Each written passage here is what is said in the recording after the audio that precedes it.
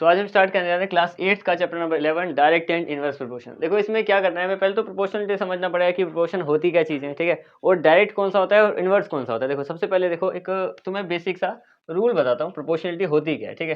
देखो एक rough example लिखते हैं कि प्रोपोर्शनलिटी क्या होती है। प्रोपोर्शन का मतलब है हमारे पास जैसे कि कोई भी चीज़ है वो इक्वल अमाउंट में सेम आती जा रही है, दो अलग अलग फ्रैक्शंस की बात करें। जैसे कि फॉर एग्जांपल हमारे पास एक फ्रैक्शन है, हमारे एक यहाँ पे है 3/4 एक फ्रैक्शन है हमारे पास, नॉर्मल से 3/4 फ्रैक्शन है, ठीक है। अब एक ही फ्रैक्शन है और हमारे पास एक और दे रखी है 12/16।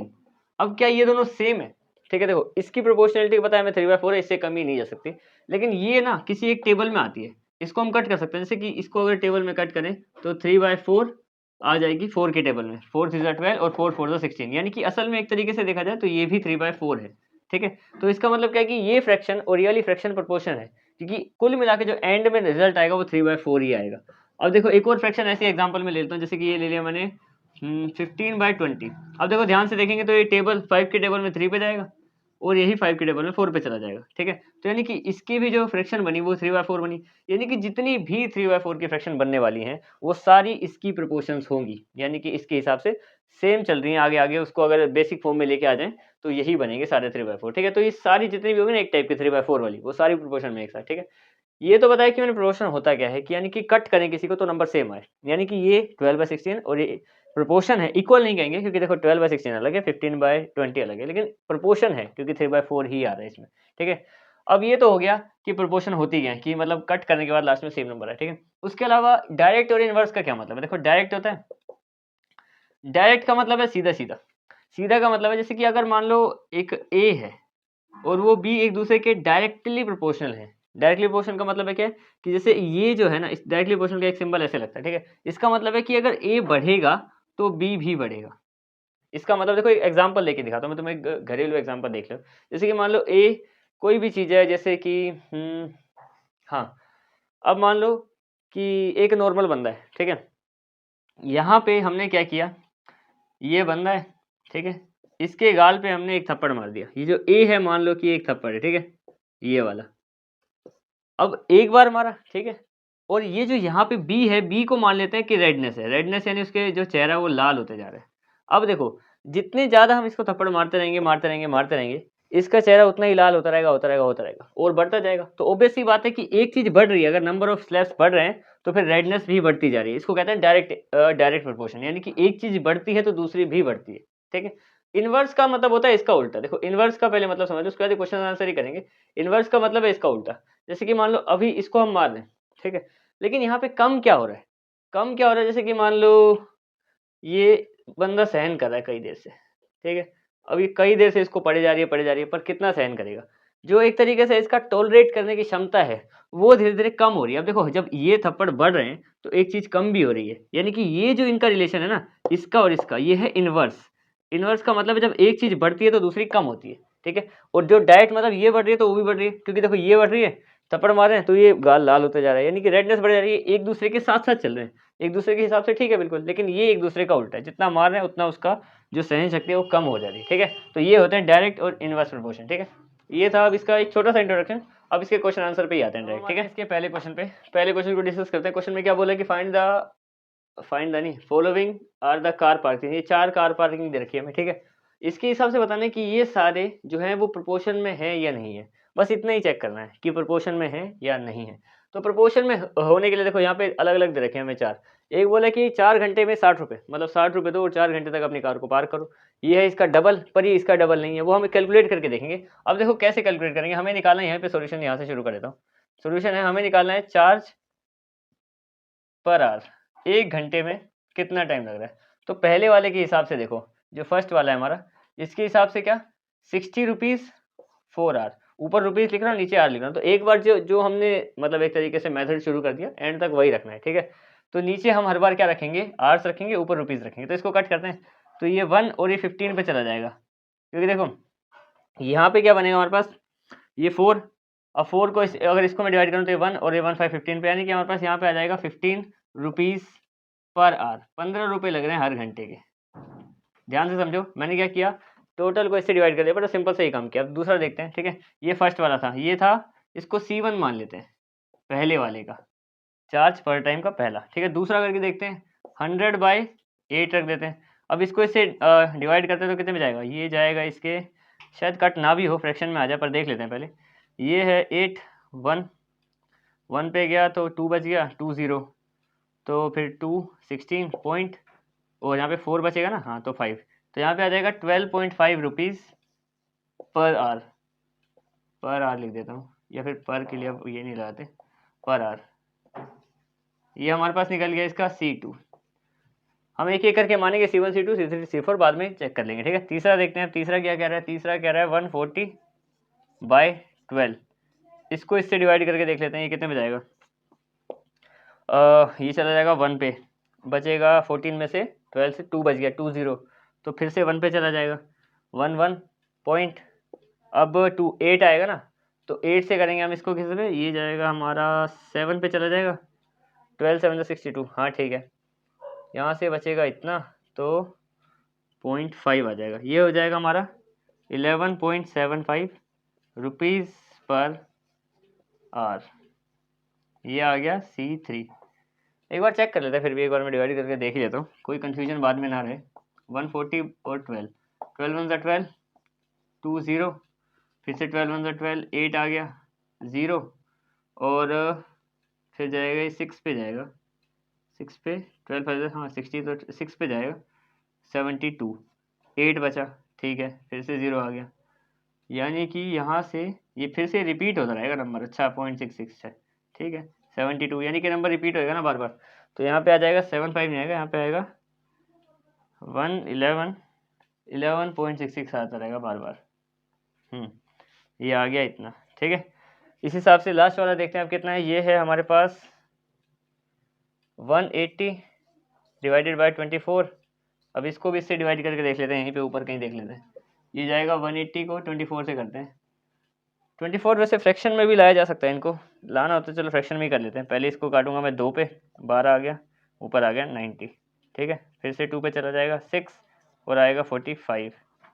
अब यहाँ पे 45/6 को एक बार और कट करेंगे और काम हो जाएगा। 6 से डायरेक्ट कट करते हैं, अच्छा 3 के टेबल में आते तो हैं, ये जाएगा 2 पे, और ये जाएगा 3 1 3, और 3 5 15, यानी 15/2, यानी कि 7.5 रुपीज़ पर आवर। तो ये हमारा अगला भी निकल गया, हमारे पास आ गया C4, यानी कि चौथी वाली जो थी स्कीम की, मतलब 24 घंटे में 180 रुपये देने पड़ेंगे सिर्फ उसके लिए। तो यहाँ पे हमने 4 निकाल दिया, अब हमें बताना कि ये प्रपोर्शन में है कि नहीं है। तो अब देखो प्रपोर्शन की बात करें तो C1 C2 C3 और C4 सेम आने चाहिए। C1 आया हमारे पास कितना 15, ये कितना आ गया 12.5, ये आ गया 11 पॉइंट समथिंग, और ये 7.5, यानी सब अलग अलग है एक दूसरे से। तो हम क्या बोलेंगे, there are not in proportion, they are not in proportion, ठीक है। अब आते हैं इसके नेक्स्ट क्वेश्चन पे, हम आते हैं इसके क्वेश्चन नंबर 2 में। देखो क्वेश्चन नंबर 2 में आएंगे ना, तो इसमें जो मेन ट्रिक्स हमें यूज़ करनी है अभी, उससे क्या होगा, तुम्हें पूरा चैप्टर ही समझ में आ जाएगा। जो हम अभी यूज़ करेंगे वही पूरे में करते रहेंगे। चैप्टर का मतलब ये वाली एक्सरसाइज, ठीक है। देखो सबसे पहले इसमें क्वेश्चन मैंने यहाँ पे शॉर्टकट में कर दिया है कंप्लीट। ये मेन है कि देखो यहाँ पे क्या कर रहे हैं कि देखो पेंट है, पेंट को मिक्स कर रहे हैं एक पिगमेंट में। जैसे कि होता है ना कि पेंट करने से पहले उसमें कुछ मिलाया जाता है, ठीक है, ताकि वो हल्का पतला हो सके, या फिर उसकी मतलब डेंसिटी को कम, वॉल्यूम को कम ज़्यादा करने के लिए करा जाता है, क्योंकि प्योर पेंट नहीं अप्लाई किया जाता। तो ऐसे ही इसमें क्या बोले कि जो रेड पिगमेंट है ना, वो एक मतलब ढक्कन के हिसाब से या एक डब्बे के हिसाब से बता रहा हूँ कि एक बाल्टी है, ठीक है, उसमें 1 लीटर अगर मान लो ये डाल रहे हैं तो 8 लीटर ये डाल रहे हैं, ठीक है। तो ऐसे ही बताना है, जब 4 करेंगे तो कितना डालना पड़ेगा, जब 7 उसको करेंगे रेड पिगमेंट को तो बेस कितने डालेंगे, बस ऐसे करके सबका बताते रहना, हमें सारे भर देने, ठीक है। तो सबसे पहले हम लिखते हैं the ratio of mixture of paint and pigment, mixture of paint, जिसमें कौन कौन है हमारे पेंट में, जो क्या क्या डाल रहे हैं, एक तो रेड पिगमेंट है और दूसरा क्या है बेस है। इनका रेशो है हमारे पास 1:8, यानी फ्रैक्शन के हिसाब से देखें तो, अच्छा रेशो बोलना तो रेशो में लिख देते हैं, चलो फ्रैक्शन में मत लिखो फिर, 1:8। अगर पिगमेंट रेड एक अगर 1 लीटर मान लो लीटर डाल रहे हैं, तो फिर 8 लीटर उसमें ये डालना पड़ेगा, 1:8 है। और बाकियों को इसी तरीके से फिल करना है। तो अगर मान लेते हैं आप पहला निकाल दें, इसे पहले ही बना लो इसको, ठीक है। पहले क्या है कि इफ रेड पिगमेंट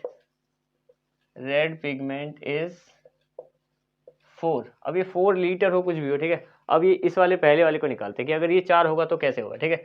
तो देखो अगर ये रेशियो इनके बराबर है तो 1/8 इक्वल टू, हमने बोला था कि प्रोपोर्शनलिटी यानी कि ये और दूसरे के बराबर है, तो 4 अब ये कितना होगा इसको मैं मान रहा हूँ x, ठीक है। यहीं से बड़ा सिंपल तरीके से इसके आंसर निकलते रहेंगे सबके, ठीक है। अब देखो क्या करते हैं, इसकी मल्टीप्लाई इसके साथ, इसकी मल्टीप्लाई इसके साथ, ठीक है। x को 1 से मल्टीप्लाई करो इक्वल टू 4 को 8 से मल्टीप्लाई करो, तो x को 1 से करेंगे 1 ही आ जाएगा, ये आ जाएगा 32। यानी कि जब वो 4 लीटर, अगर लीटर ही मान के चल रहे हैं, 4 लीटर यूज़ करेंगे तो इसको हमें 32 मानना, ये हमें 32 डालने पड़ेंगे ताकि जो कंसिस्टेंसी है वो बराबर बनी रहे, ठीक है। दूसरा देखते हैं कि अब मान लो इफ़ रेड पिगमेंट इस बार कितनी लिए 7, इफ़ रेड पिगमेंट इज 7, ठीक है, जो भी यूनिट है इसकी। तो अब सेम वही करेंगे, 1/8 के इनके प्रोपोर्शन सबके ही बराबर है, ठीक है। तो कितना आ जाएगा, ये हो जाएगा 7 वही x, ठीक है, इसकी मल्टीप्लाई इसके साथ, इसकी मल्टीप्लाई इसके साथ, तो 1 × x इक्वल टू 7 × 8। x तो x ही रहेगा यहाँ पे, 1 से मल्टीप्लाई होने के बाद ये हो जाएगा 56, 7 × 56। यानी कि जब अगर ये 7 लीटर यूज़ करेंगे तो 56 लीटर हमें बेस भी ऐड करना पड़ेगा, ठीक है। तो यहाँ पे कितना आ गया 56। आगे देखो बचे हुए 2 पार्ट और, थर्ड बना लेते हैं इसको। इसमें क्या है कि इफ़ रेड पिगमेंट इज 12, तब क्या करेंगे, यहाँ पे लिखेंगे वही, ये इसके बराबर ही है रेशो के, 1/8 इक्वल टू 12 और x, सिंपल वही काम। इसकी मल्टीप्लाई इसके साथ क्रॉस मल्टीप्लाई कर देते हैं, बस ज़्यादा नहीं। तो x × 1 और 12 × 8, ये फिर से आ जाएगा x इक्वल टू 96 आ जाएगा। अब मतलब अगर ये 12 यूज़ करेंगे तो बेस 96 लीटर के आसपास का एक्यूरेट वही करना पड़ेगा, अगर कंसिस्टेंसी बिल्कुल सेम चाहिए तो। क्योंकि देखो अगर मान लो एक तरीके से बात करें, यही क्वेश्चन तुम्हें अगर पेंट से नहीं समझ में आ रहा, तो जैसे आटा होता है ना, आटे में पानी डालते हैं तो पानी उतना ही डालना पड़ता है कि ना वो गीला हो जाए ना वो सूखा रहे, तो बिल्कुल वो कंसिस्टेंसी बराबर रखनी है। अगर मान लो अब 1 किलो, मान लो 1 किलो आटा हम एक ही बार में गूंद रहे हैं, ठीक है, तब क्या होता है उसमें कि उतना ही पानी डालना पड़ेगा कंसिस्टेंसी के हिसाब से, कि ना वो बिल्कुल गीला हो जाए ना वो बिल्कुल सूखा रहे। और उस 1 किलो का जब 2 किलो कर देंगे, आटे का डबल कर देंगे, तो पानी का भी एग्जैक्टली डबल ही करना पड़ेगा, उसका 10 गुना कर देंगे तो पानी का भी 10 टाइम्स ही करना पड़ेगा। इसी को प्रोपोर्शन बोलते हैं, वैसे बता ही रखा मैं तुम्हें। अगले देखते हैं 20, इफ रेड पिगमेंट इज 20, और हमें जैसे पता है ना यहाँ पे कि ये सारे प्रोपोर्शन में है, तो जैसे मैं 1/8 के साथ इसको ले रहा हूँ, पर मैं चाहूँ तो इस 20 के साथ ही 12/96 भी लूँगा ना, इन दोनों को ही ले लो आपस में, तो भी आंसर वही आएगा क्योंकि सबकी कंसिस्टेंसी बराबर है। तो 1/8 इक्वल टू 12 वही, इसको x मान लेते हैं, कितना आएगा, तो क्रॉस मल्टीप्लाई इसकी मल्टीप्लाई इसके साथ, इसकी इसके साथ, तो हो जाएगा 1 × x इक्वल टू मल्टीप्लाई 8, तो ये हो जाएगा x इक्वल टू 160। फिर चाहे लीटर है चाहे कुछ भी है, अगर उसको हम अगर 20 यूज़ करें, चाहे बैग्स हैं या कुछ भी हैं, तो इसका हमें कितने बेस यूज़ करने पड़ेंगे 160, ठीक है। तो इसमें हमारे पास ये चारों इसके आंसर मिल गए। अब आते हैं इसके नेक्स्ट पार्ट पे। देखो दोनों क्वेश्चन छोटे थे इसलिए मैंने इधर ही लिख दिया, दोनों इतने में ही आ जाएंगे, हमारे पास आंसर आ जाएगा इनका, ठीक है। अब देखो इन क्वेश्चन में बोला क्या है, सबसे पहले एक तो डायरेक्ट प्रोपोर्शन के ही है, तो कोई दिक्कत वाली बात ही नहीं है। क्वेश्चन नंबर 2 में वो हमने किया था ना कि अगर इतने के हिसाब से इतना हो रहा है तो इतने में कितना होगा, वैसे ही सेम है कि अगर एक पार्ट ऑफ रेड पिगमेंट, कोई एक रेड पिगमेंट है, उसके एक पार्ट में 75 ml मिक्स किया जाता है बेस, एक पार्ट में, यानी कि 1 में 75 मिक्स किया जाता है, तो फिर ये जो इतने सारे ml है इसमें कितने वो पार्ट मिक्स करे जाएंगे, बस उसके हिसाब से बताना है हमें, ठीक है। अगर मैं इसका वो बॉक्स बनाना चाहूँ तो देखो कैसे बनेगा, यहाँ पे ये बन जाएगा हमारे पास, यहाँ लिख देते हैं, ये है रेड पिगमेंट, ठीक है।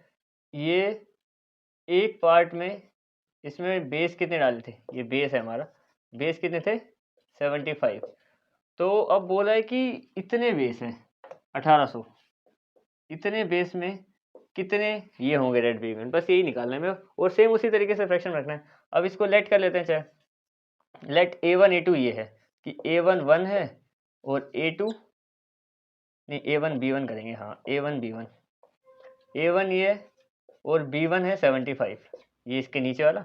अब A2 क्या है हमारे पास, A2 पता ही नहीं है, x है, लेकिन B2 पता है 1800, बेस के साथ में बेस, जो B वाले हैं दोनों बेस हैं, ठीक है। A वाले रेड पिगमेंट है, एक 1 है एक x है, दूसरा पता नहीं, इसको सोल्व कर लेते हैं बस नॉर्मल।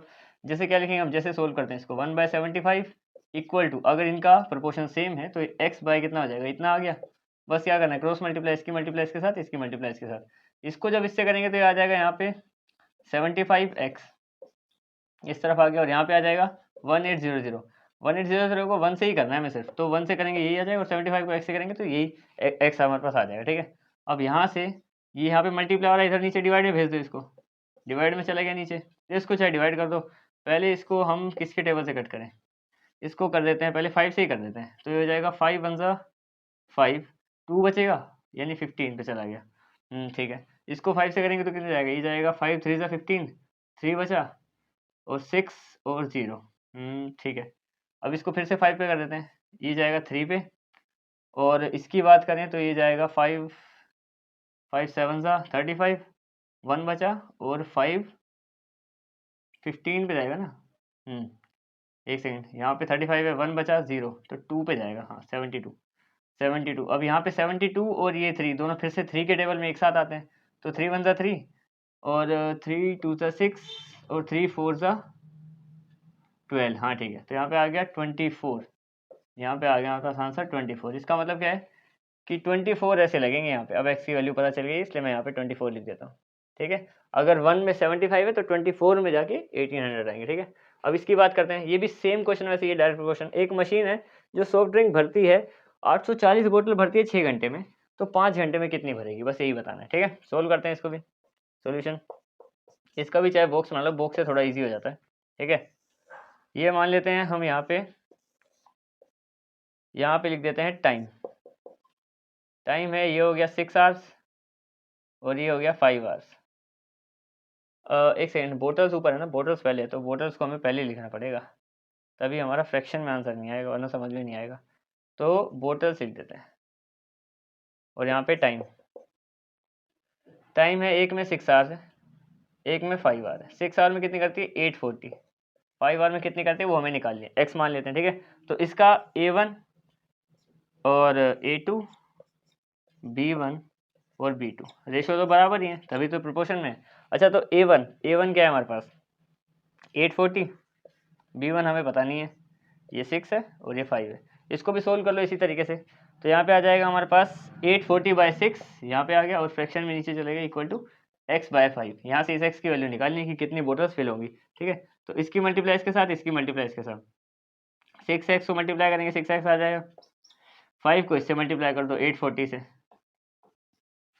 यहाँ से कर देते हैं साइड में मल्टीप्लाई, तो ये जाएगा 5 4 20, 2 और 40 और 4 2, तो यहाँ पे आ गया 6x इक्वल टू 4200, और x की वैल्यू निकालनी है तो ये मल्टीप्लाई हो रहा है, नीचे डिवाइड में भेज दो इनको, तो ये हो जाएगा नीचे 6 डिवाइड में। अच्छा, 6 के टेबल में 42 आता है 7 पे, यानी कि 7 पे चला गया 42 और बाकी 2 0, यानी कि x इक्वल टू 700 बोटल्स, इतनी बोटल्स फिल करेंगे।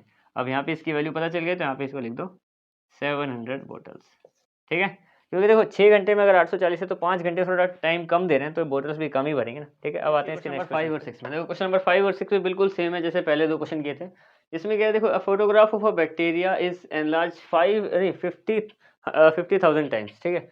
एक बैक्टीरिया की छोटी सी फोटो है, उसको इतना ज़्यादा जूम करा गया, एनलार्ज करा गया, जब उसको 50,000 टाइम जूम किया तो उसकी जो हाइट बनी ना फोटो की कुल मिला के, तो 5 सेंटीमीटर बनी, क्योंकि बैक्टीरिया बहुत ही छोटा होता है, ठीक है। इतना ज़्यादा जूम किया, तो हमें बस ये बताना है कि अगर उसको इतना करते 20,000 गुना करते 20,000 टाइम, तो उसकी शेप कितनी बनती। सीधी सी बात है, अगर 50 में 5 है तो 20 में 2 आ जाएगा, हम पर सोल्व करना पड़ेगा, ठीक है। उसके अलावा एक एक्चुअल लेंथ भी बताने की, एक्चुअल लेंथ है क्या उसकी, वो हम लास्ट में निकाल लेंगे, ठीक है।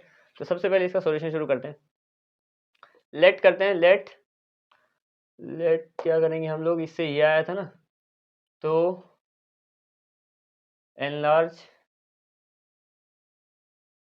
लेंथ इक्वल टू x कर लेंगे, ठीक है। अब यहाँ पे इसका वो बना लेते हैं ग्राफ तो क्या टेबल बनाएंगे। यहाँ पे है हमारे पास एनलार्ज टाइम्स, और यहाँ पे है लेंथ, ये तो हो गई लेंथ, और यहाँ पे एनलार्ज टाइम्स कर लेते हैं, एनलार्ज टाइम मतलब कितने गुना जूम किया था, या फिर जूम लिख देते तो भी काम चल ही जाता। खैर, तो जब 50,000 किया तो 5 आया, और यहाँ पे जब इतना किया तो कितना आएगा वो हम निकाल लेंगे अभी, ठीक है। अब सीधा सोल्व भी करते हैं, क्या ही रही क्या है इसमें। तो इसको रखते हैं प्रोपोर्शन में, by 5 equal to this by x, ठीक है। इसकी मल्टीप्लाई इसके साथ कर दो और इसकी मल्टीप्लाई इसके साथ, इसके साथ जब ये x मल्टीप्लाई होगा यहाँ पे तो ये बन जाएगा x, यहाँ पे ये हो जाएगा 20,000 मल्टीप्लाई 5, यानी कि ये तो हो जाएगा 50,000 x और ये हो जाएगा 1 लाख 50। हाँ ठीक है, अब x की वैल्यू निकालनी है तो इस 5,000 को यहाँ पे ये मल्टीप्लाई, वहाँ पे डिवाइड में, हाँ, और ये 50,000 1 लाख इसका 2 टाइम्स होता है, तो x की वैल्यू तो 2 आनी थी, वो हमारे पास आई गई, ठीक है।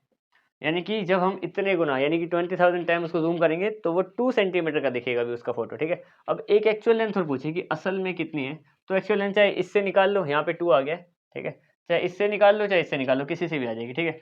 अब अगर मान लो हमारे पास है यहाँ पे कि जब उसको हम 5 रख रहे थे, ये है कि हम उसको 5 रख रहे थे, 5 सेंटीमीटर, इतना ज़्यादा जूम करने के बाद, ठीक है, अगर इसको इससे कट कर देंगे तो कितना आ जाएगा हमारे पास, ये आ जाएगा 1/10,000 1/10,000 सेंटीमीटर। और इसको हमें फ्रैक्शन से, मतलब इसको अगर हमें पावर में लिखना है तो यहाँ पे आ जाएगा 1/10⁻⁴, नहीं 10⁻⁻4 आ जाएगा, 1/10⁻⁴। और अगर इसको और इसको ऊपर लेके आएंगे तो 10⁻⁻4 आ जाएगा, ठीक है। इतना टाइम्स है वो सेंटीमीटर में देखा जाए तो। बस ये वाला क्वेश्चन हो गया। ये एक्चुअल लेंथ ये लिख सकते हो, ये भी लिख सकते हो और वो भी लिख सकते हो, सब चल जाएंगे, ठीक है। इसकी बात करते हैं।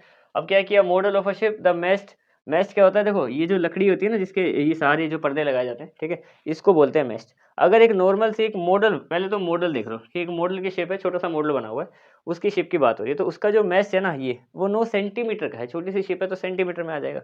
वाइल द एक्चुअल शिप, जो असली शिप होती है उसका 12 मीटर का होता है, 12 मीटर मतलब बहुत बड़ा, ठीक है, उतना होता है। और जो एक्चुअल शिप है वो असल में उसकी लेंथ भी इतनी होती है 28 मीटर, ठीक है।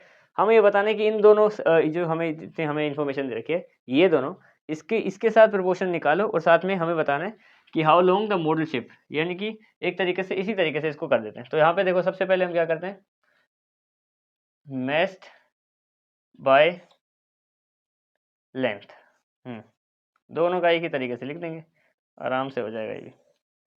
अब देखो सेम ही क्वेश्चन है सारे, एक भी क्वेश्चन अलग नहीं है ज़्यादा। अब देखो मेस्ट कितनी है उसमें, मॉडल शिप की बात करें तो है 9 सेंटीमीटर, ठीक है, सेंटीमीटर, चलो सेंटीमीटर लिख देते हैं ताकि अलग से पता चल जाए। और एक्चुअल शिप के मेस्ट की बात करें तो कितनी है, ये है 12 मीटर, ठीक है।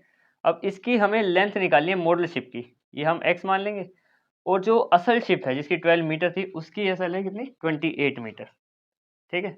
बस अब इसको सोल्व कर दो इसी तरीके से जैसे हमने रखे, तो 9/x इक्वल टू 12/28। अब देखो ये सेंटीमीटर में तो सेंटीमीटर में ही आएगा क्योंकि दोनों मीटर एक साथ हैं, इसकी मल्टीप्लाई इसके साथ, इसकी मल्टीप्लाई इसके साथ, तो एक साइड हो जाएगा 12x और एक साइड हो जाएगा 28 मल्टीप्लाई 9। 12x इक्वल टू 28 को 9 से मल्टीप्लाई कर लो, कितना आ जाएगा, ये आ जाएगा हमारे पास 72, 7, 9 2 18, 18 और 7 25, 252 आ जाएगा, 252। हाँ ठीक है, सब भी चला ही जाएगा, 252 आ गया। अब यहाँ से x की वैल्यू निकालनी है हमें, तो 12 को उधर भेज दो, 252 के नीचे चला जाएगा 12 और इससे इसको कट कर दो, 12 टू 24, 1 बचा, 12, 12 1 12, यानी कि x equal to 21 centimetre. Question centimetre में ही था, ये सेंटीमीटर में तो ये भी सेंटीमीटर आएगा, ठीक है। तो उसके हिसाब से अगर मॉडल शिप की मेस्ट, ये जो स्ट्रेट पोल्स हैं ये इतनी बड़ी है, तो ये वाली कितनी होगी हमारे पास, 21 सेंटीमीटर, ठीक है। अब आते हैं इसके नेक्स्ट क्वेश्चन, आते हैं इसके अगले दो क्वेश्चन पे। देखो इनमें क्या बोला है हमें कि सपोज 2 kg शुगर, मतलब 2 किलो चीनी है, उसमें इतने क्रिस्टल्स हैं, 9 इंटू 10⁻6 का मतलब है 9 के बाद 6 जीरो, इतने सारे क्रिस्टल हैं, ठीक है। हमें बताना है कि अगर 2 किलो में इतने क्रिस्टल हैं तो फिर 5 किलो में और 1.2 kg में कितने कितने क्रिस्टल होंगे, बस ये बताना है, ठीक है। सोल्यूशन करते हैं, सेम ही क्वेश्चन है, कोई ज़्यादा चेंज नहीं है, इसका वैसे ही टेबल बना लेते हैं और दोनों को सोल्व कर देंगे एक एक करके, ठीक है। सबसे पहले यहाँ पे हम लिखते हैं, ये है हमारा kg और यहाँ पे है क्रिस्टल्स। तो देखो यहाँ पे kg और क्रिस्टल्स हो गए हमारे पास, ठीक है। अब देखो इसमें 2 kg में कितने, 9 इंटू 10⁻6, हमें दो और निकालने, एक 5 और एक 1.2, ठीक है। एक ही करके सोल्व करते हैं। सबसे पहले 2 में अगर कितने हैं हमारे पास, 9 इंटू 10⁻6, यहाँ पे हम कौन सा कर रहे हैं, पहला कर लेते हैं, ये 5 kg वाला कर रहे हैं इस टाइम, ठीक है। तो 5 में कितने होंगे, ये हमें x मान लिया यहाँ पे हमने, ठीक है। क्रॉस मल्टीप्लाई कर दो, इसकी मल्टीप्लाई इसके साथ, इक्वल टू आएगा यहाँ पे, मल्टीप्लाई नहीं, इक्वल टू, हाँ ये दोनों प्रोपोर्शन हो गए, ये 2 इधर आ जाएगा 2x, इधर आ जाएगा 5 इंटू 9 इंटू 10⁶, ठीक है। तो 2x इक्वल टू, अच्छा इन दोनों को मल्टीप्लाई कर देंगे, 45 आ गया इंटू 10⁶, ठीक है। अब यहाँ से x की वैल्यू निकालते हैं, 45 इंटू 10⁶/2, इससे इसको डिवाइड कर देंगे तो कितना बन जाएगा, ये बन जाएगा हमारे पास 22.5 इंटू 10⁶, ठीक है। अब यहाँ से क्या होता है, हम लोग क्या करते हैं, एक डेसिमल हटाते हैं, ये डेसिमल मैं यहीं पे बताता हूँ। देखो x की जो वैल्यू आएगी ना यहाँ पे, वो 2.25 इंटू 10�7 कर दो। क्या कर रहा हूँ मैंने, ये डेसिमल एक यहाँ हटा दिया। जब डेसिमल हम एक तरफ इधर बढ़ाते हैं तो वहाँ पे 0 बढ़ जाएगा, यानी कि डिवाइड करें, नंबर को और कम करें तो यहाँ पे एक 7 आ जाएगा।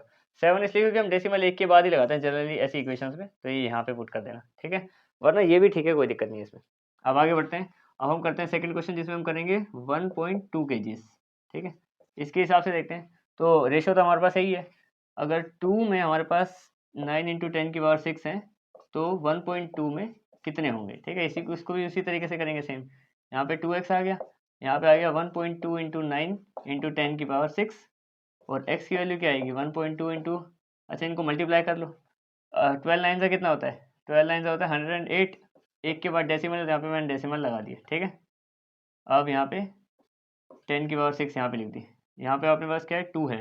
अब ये 2 को भी मैं नीचे भेज रहा हूँ, यहाँ पे डिवाइड में चला गया, इससे इसको कट कर दो, तो ये हमारे पास आ जाएगा 5.4, ये 10 2 पे जाएगा और ये नहीं 5 पे जाएगा और ये 4 पे जाएगा, इंटू 10⁶, ये आ गया यहाँ पर दूसरा 5.4 इंटू 10⁶, ये यहाँ पे आ जाएगा, ठीक है। चाहे इसका एरो लगा लो, इसको यहाँ पे फिल कर देना, ठीक है। अब बढ़ते हैं हम आगे, 8th क्वेश्चन देखते हैं, इसमें क्या बोले, सेम ही उसी तरीके से ही है। रश्मि हैज़ अ रोड मैप, उसके पास एक मैप है, ठीक है। मैप में अगर वो 1 सेंटीमीटर जो है ना, मैप क्या कर रहा है, 1 सेंटीमीटर को शो कर रहा है 18 किलोमीटर, मैप तो छोटा सा होता है। मैप में अगर हम 1 सेंटीमीटर खिसक रहे हैं ना, तो एक्चुअल में हम 18 किलोमीटर खिसक जा रहे हैं, ठीक है। तो इसमें हमें बताना है कि अगर वो 72 किलोमीटर चली तो मैप के हिसाब से कितना चली है वो, ठीक है, ये बताना है। रेशो दे रखा है 1 और 18 का, 72 पे निकाल देना है, ठीक है। तो हम करते हैं let her distance in map, her distance in map x मान लेते हैं, ठीक है। ये बना लिया हमने इसका टेबल, ये है एक्चुअल डिस्टेंस, तुम इसमें एक्चुअल डिस्टेंस लिख लेना, और यहाँ पे है इन मैप, मैप में कितना है, ठीक है, MAP मैप। एक्चुअल डिस्टेंस हो रहा है कितना, अपने पास आ रहा है 18, तो मैप में हो रहा था 1। अब एक्चुअल डिस्टेंस के हिसाब से उसने रोड पे चला है 72, तो मैप में हमें बताना है कितना, ठीक है। तो इसको सोल्व कर लो इसी तरीके से, ये हो जाएगा 18/1 इक्वल टू 72/x, यहाँ से x की वैल्यू निकाल दो, इसकी मल्टीप्लाई इसके साथ, इसकी मल्टीप्लाई इसके साथ, तो ये हो जाएगा 18x इक्वल टू 72 इंटू 1, यानी कि 18x इक्वल टू 72 हो गया अपने पास। अब ये x की वैल्यू निकालनी है, 18 को इधर भेज दो, तो 72 इसके नीचे आ जाएगा 18, ठीक है। अब 18 से इसको डिवाइड कर दो, ये जाएगा इसके 8 4 ज़ा 32, 18 4 ज़ा 72, तो यानी कि इसका मतलब है इसके हिसाब से ये चला है 4 सेंटीमीटर मैप में। यहाँ पे आ जाएगा हमारे पास x इक्वल टू 4 सेंटीमीटर, जैसे 1 सेंटीमीटर 18 है तो 4 सेंटीमीटर हमारा 72 है, ठीक है। अब आते हैं इसके नेक्स्ट क्वेश्चन, लास्ट के 2 क्वेश्चन पे। देखो लास्ट के 2 क्वेश्चन डिस्कस करने के बाद फिर हमारा ये वाला पूरा का पूरा एक्सरसाइज सोल्व हो जाएगी, ठीक है। देखो सबसे पहले इसको एक शेडो वाला और एक्चुअल लेंथ वाला क्वेश्चन है, कि देखो एक जगह पे कहीं पे मान लो शेडो पड़ रही है, ये हमारे पास एक पोल है, इसकी कहीं ना कहीं शेडो पड़ रही है इस हिसाब से, तो दूसरे पोल्स के हिसाब से उसकी शेडो छोटी बनेगी हाइट के हिसाब से, या फिर किसी की शेडो इतनी है तो पोल की हाइट क्या बनेगी, ये 3 चीज़ें हमें डिस्कस करनी है यहाँ पे, ठीक है। देखो सबसे पहले तो इसका इसी टाइप का फिगर बनाते हैं, जो हम लोग टेबल यूज़ करें ना वैसे ही बनाएंगे सेम। यहाँ पे है हमारे पास एक जगह पे है शेडो और दूसरी जगह पे है हाइट, सबकी खुद की एक हाइट है, ठीक है। ये 2 चीज़ें, पहला वाला जो बोल रहा है वो क्या है, कि एक है पोल जो 5 मीटर 60 सेंटीमीटर, तो इसको हम सेंटीमीटर में कर देंगे तो 560 हो जाएगा। सेंटीमीटर में लिख दिया मैंने 5 मीटर 60 सेंटीमीटर, क्योंकि एक में 100 होता है तो 560, तो उसकी शेडो बन रही है 320 बन रही है इस तरीके से।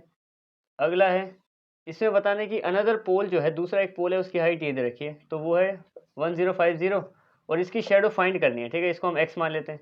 दूसरे में क्या है कि एक शेडो दे रखी है, मैं यहाँ पे 5 मीटर लूँगा, अब यहाँ पे 5 मीटर लूँगा, ये शेडो है, तो शेडो दे रखी है 5, तो हम इसको यहाँ पे 5 लिखते हैं, लेकिन इसके पोल की हाइट निकालनी है तो इसकी y मान लेते हैं इसको।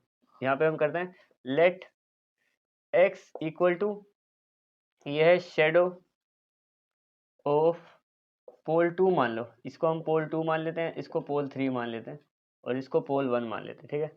और वाई क्या है हमारा, वाई है इसमें हाइट ऑफ पोल 3। बस ये दो चीज़ सोल्व करें, पहले एक्स की वैल्यू निकाल लेंगे फिर वाई की वैल्यू निकाल लेंगे, ठीक है। तो सबसे पहले इसके साथ इसको रखते हैं, तो ये बन जाएगा हमारा 560 बाय 320 किसके प्रोपोर्शन में, 1050 बाय एक्स। अब क्या करेंगे, इसकी मल्टीप्लाई इसके साथ, इसकी मल्टीप्लाई इसके साथ, तो ये हो जाएगा 560x और यहाँ पे चला जाएगा 1050 इंटू 320। अब यहाँ से x की वैल्यू निकालनी है, तो 1050 इंटू 320 डिवाइडेड में आ जाएगा नीचे 560। 560 से देखो 0 से 0 कट हो गए यहाँ पे, ठीक है। अब बात करें यहाँ पे, तो ये टेबल में जा सकते हैं किसी के भी, ये 2 से कट करते हैं इनको पहले, तो ये जाएगा 16 और ये हो जाएगा हमारे पास 28। फिर से 2 पे चले आएंगे दोनों, ये हो जाएगा 8 और ये हो जाएगा हमारे पास 14। फिर से 2 पे चले आएंगे, हो जाएगा 4 और ये हो जाएगा 7। अब 7 से ये डिवाइड हो जाएगा हमारा, 7 वन सा और ये पूरा 7 पे कट हो जाएगा, 7 वन सा 7, 1 आ गया, ठीक है। 3 बचा 35, तो 7 5 35 और 0 यानी कि 150 और मल्टीप्लाई में 4 है साथ में, ठीक है। तो एक्स की वैल्यू कितनी आ गई, ये आ गई 600 सेंटीमीटर। और अगर इसको हमें मीटर में लिखना है, लेकिन यहाँ पे हमने सेंटीमीटर कह दिया, वैसे तो 6 मीटर हो जाएगा, पर अभी हमें सेंटीमीटर लगा रखा है तो यहाँ पे 600 लिख देंगे, ठीक है। चाहो तो 6 मीटर भी लिख सकते हो इसको, 6 मीटर।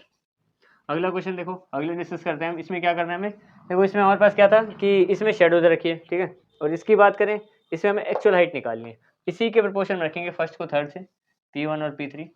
P1 और P3 जो है वो प्रोपोर्शन में तो सेम है ही, ठीक है। यहाँ पे प्रोपोर्शन लिख देता हूँ, कंफ्यूज मत होना, एक्चुअल में सेम नहीं, प्रोपोर्शन की बात रखिए। तो इस P1 क्या है हमारा 560 बाई 360 320 इक्वल टू, इसमें हमारे पास इसकी हाइट नहीं रखी, इसको हम वाई मान रहे हैं और नीचे है 5 मीटर है ना, एक सेकेंड, हाँ तो मीटर है तो इसको सेंटीमीटर में, सारा सेंटीमीटर में, तो इसको भी सेंटीमीटर में ही रखो।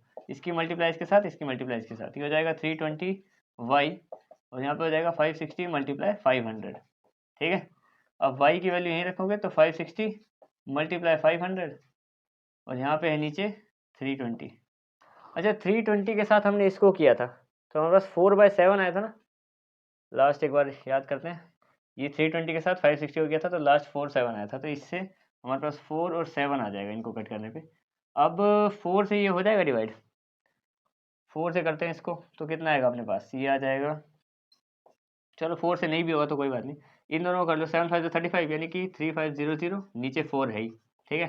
4 से अब इसको डिवाइड कर लेते हैं, चाहे 3500 डिवाइडेड बाय 4 पे कितने पे जाएगा, ये जाएगा 8 पे, 8 और 32 आता है 30, अब जाएगा कितने पे, अब ये जाएगा 7 पे, 28 20, अब 5 चला जाएगा, यानी कि इससे इसको कट करने पे आ गया हमारे पास 875 सेंटीमीटर। ये सारा सेंटीमीटर में था, अगर लिखना चाहोगे तो ये 8 मीटर 75 सेंटीमीटर बन जाएगा, यही हमारे पास 8 मीटर 75 सेंटीमीटर बन जाएगा, ठीक है। ये हो गया 9th क्वेश्चन। अब इसका आखिरी क्वेश्चन डिस्कस करते हैं इस एक्सरसाइज का। देखो इसमें क्या है कि एक लोडेड ट्रक है जो ट्रेवल कर रहा है 14 किलोमीटर 25 मिनट में, 14 किलोमीटर कर रहा है 25 मिनट में। अब हमें बताना है कि अगर स्पीड सेम रहे, बिल्कुल स्पीड में कोई चेंज नहीं आ रहा, तो हमें बताना है कि how far it can be travel in 5 hours. ये तो मिनट में था, 5 घंटे में पूछ लिया सीधा ही कि 5 घंटे में कितना ट्रेवल करेगा, ये बताना है हमें, ठीक है। सेम पहले ये बना लेते हैं इसका टेबल, सोल्यूशन, इसमें सोल्यूशन नहीं लिखा, हाँ तो देखो यहाँ पे बनाते हैं हम टेबल। ये है, एक हो गया हमारे पास डिस्टेंस और दूसरा हो गया हमारे पास टाइम। टाइम को मिनट में रखेंगे, देखो यहाँ पे हमने मिनट में रखा ना, तो फिर इसको भी मिनट में, जैसे यहाँ पे सेंटीमीटर है सब सेम रखना है। तो ये डिस्टेंस है एक हमारा 14 किलोमीटर, तो टाइम कितना लगा था 25 मिनट। अगला एक डिस्टेंस हमें निकालना है ये वाला, और टाइम है हमारे पास 5 आवर्स। अब आवर्स को मिनट में ही कर लेते हैं, देखो 5 घंटे में एक घंटे में कितने होते हैं 60, तो 5 में कितने हो जाएंगे 300 मिनट्स होते हैं, ठीक है। और यहाँ पे एक्स क्या किया हमने, let x equal to, x हमने माना है डिस्टेंस इन 5 आवर्स, 5 घंटे में कितना डिस्टेंस निकलेगा, ठीक है। तो प्रोपोर्शन में रखो इसको same, 14/25 equal to x by 300। इसको मल्टीप्लाई कर दो, इसकी मल्टीप्लाई इसके साथ, इसकी मल्टीप्लाई इसके साथ, तो हो जाएगा 25 मल्टीप्लाई एक्स 25x, और यहाँ पे लिखो 300 मल्टीप्लाई 14। अब यहाँ से एक्स की वैल्यू निकाल लो, तो 300 और मल्टीप्लाई में 14/25 आ गया नीचे। अब 25 के टेबल में ये 1 4 पे 100 आता है ना, 8 पे 200 तो 12 पे 300 आ जाएगा, यानी कि x इक्वल टू 12 मल्टीप्लाई 14। इनको सोल्व कर दो बस। 12 को 14 से मल्टीप्लाई करेंगे कितना आएगा, 4 2 ज़ा 8, 1 4 1 ज़ा 4 और 5 और 12, तो 4 2 ज़ा, यहाँ पे ये नहीं आएगा, 4 आएगा, 168 आ जाएगा। तो बस यहाँ पे x की वैल्यू आ गई हमारे पास 168 किलोमीटर, यानी कि 5 घंटे में, क्योंकि देखो 25 मिनट में जब वो 14 किलोमीटर चल गया, तो 5 घंटे में यानी 300 मिनट में वो चलेगा 168 किलोमीटर। ठीक है, ये हमारे पास आखिरी क्वेश्चन का भी आंसर आ गया। इसमें हमने सारे क्वेश्चन डायरेक्ट के ही देखे कि मतलब एक बढ़ा था तो दूसरा ही बढ़ा था, जैसे कि देखो ये इससे कम है तो ये इससे भी कम रहा, ठीक है, ये इससे कम है तो ये भी कम है, ये भी कम है, ऊपर वाले सारे ज़्यादा है, नीचे वाले सब उनसे कम है, ये डायरेक्ट प्रोपोर्शन के थे। इनवर्स वाले अगली एक्सरसाइज में मिलेंगे हमें क्वेश्चन, ठीक है। अब मिलते हैं तब तक नेक्स्ट एक्सरसाइज में, दैट्स इट।